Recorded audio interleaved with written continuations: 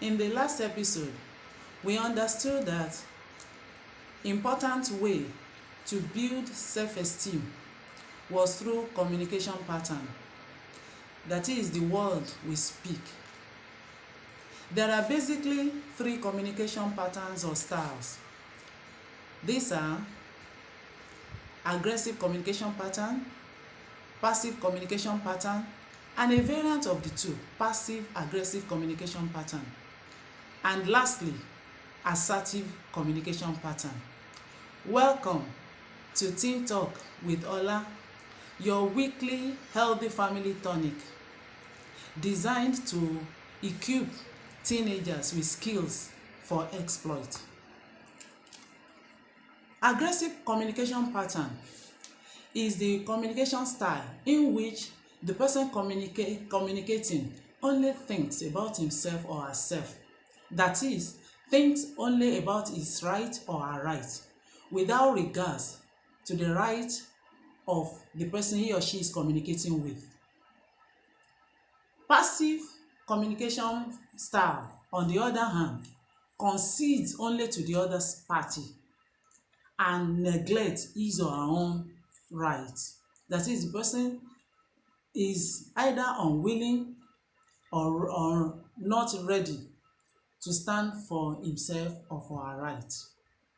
These 2 communication patterns are very bad because they only make whoever is communicating with either of these patterns to become a loner at the end. The person will have low self-esteem.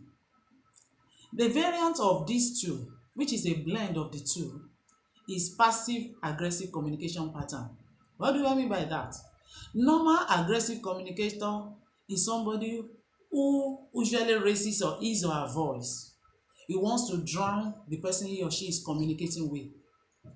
But a passive-aggressive communicator may not raise his or her voice, but may be sulking, may be moody, may become incommunicado, all because he or she is not getting what he or she wants. So the person is aggressive in a passive way.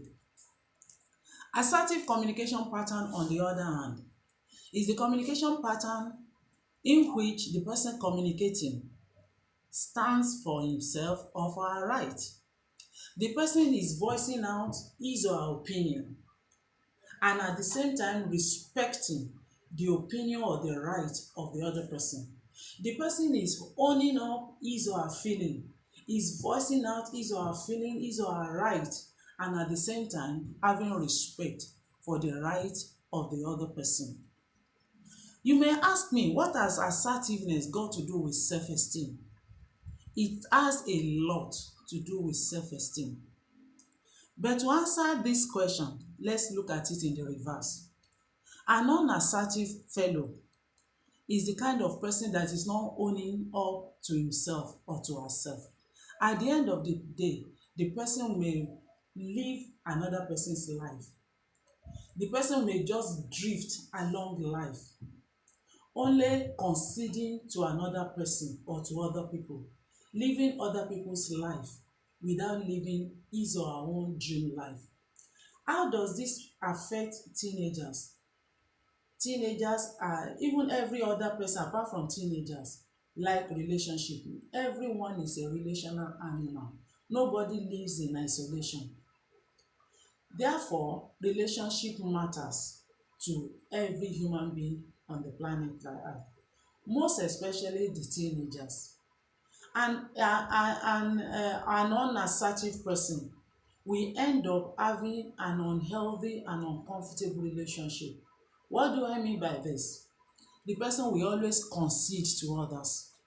That means if you are having a relationship with a friend in school, with a peer in the neighborhood, and the person just say, let's go there, you will just go, even if it's against your own personal judgment. Let's do a certain thing, you will just do it, even if it's against your own values, even if it's against your background, even if it's against what you are brought up with, you will just follow because you are passive. Passivity is the reason for low self-esteem, while assertiveness is a booster to self-esteem. A lot of time when we talk about assertiveness, people mistake it for rudeness, lack of respect. If a person is assertive, they may say you are rude, you lack respect. No, they don't mean the same thing. Actually, an assertive person is highly respectful, because the person is not forcing himself or herself on you. The person is only voicing out his or her own opinion and his or her own right. The person wants to own his right. The person wants to own his life. And at the same time, the person is having deep respect for the person he or she is dealing with. We don't want to raise an unassertive person, an unassertive girl, an unassertive boy. A lot of time, lack of assertiveness has resulted in a lot of nefarious activities among youngsters. You will see is one of the reasons for caving into peer pressure. Everybody faces pressure, but an assertive person will be able to say no when necessary, even if it means standing alone. Because at times, standing for the right thing may cost you something. But if it costs you friendship, but it makes you to still have your life, is better than making it to cost you your life, all because you want to keep friendship. An unassertive person will not want to stand alone because of the need for friendship, the need for to belong. Teenagers always want to belong. They don't want to stand alone. But a teenager that has been taught to be assertive will not mind to stand alone if there is need for him or her to stand alone. Will not mind to say no if there is need for him or her to say no. And actually, there will always be needs. There will always be times and reasons when one should say no, when one should stand alone, even if it means when one should stand out, even if it means standing alone. Please, let's allow our teenagers to be assertive. We will continue to talk about how to build your assertiveness.